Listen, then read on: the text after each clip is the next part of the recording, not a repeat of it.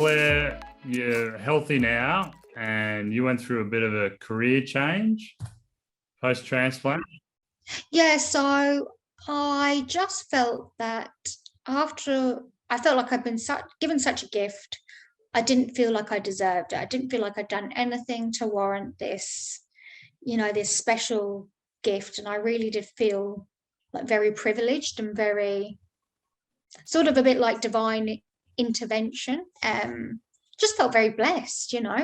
Um, so I thought I've got to do something to warrant it. I've got to make a difference. I've got to say thank you and I've got to give back. So I've been training as a nurse. I wanted to become a welfare officer, which is like a social worker.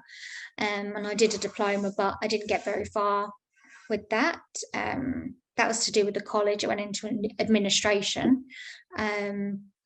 So it was a year before when I finished my training, before I got my diploma, and I didn't have any confidence in my skills.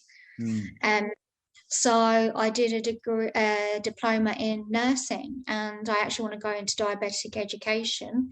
And my long-term goal is to sort of educate diabetics, especially children, into the possible, what happens if you don't look after yourself.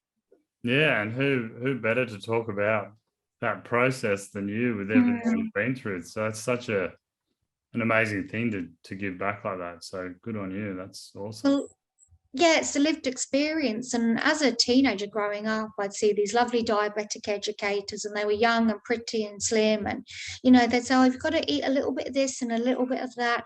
My taking insulin made me ravenous, and I was chubby and I looked like a hamster. And I was thinking to myself, what do you know? Like, how do you know what it's like to be a diabetic?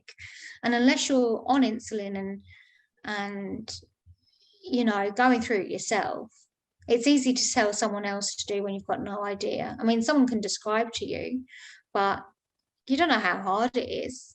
And I'm hoping that I can, if people say, oh, well, how do you know? I can say, well, actually, this is what's happened. I really do understand what you're going through, and I really do know how tough it is for you. It's not easy, but this is what we can do, and this is how you can do it. Congratulations. And have you finished your course now? You're coming to the end of it? Almost. I fractured my foot. So I broke it in May running, and then it didn't quite heal because I was doing my nursing prac in a surgical rehab. So I've refractured it. So I can't do my last 2 weeks. So I think I'm going to graduate. I'm meant to graduate in January, but I still, because of Christmas, I don't have my last 2 weeks. So I think I'm going to have to graduate late. So I might start my degree early. Yeah.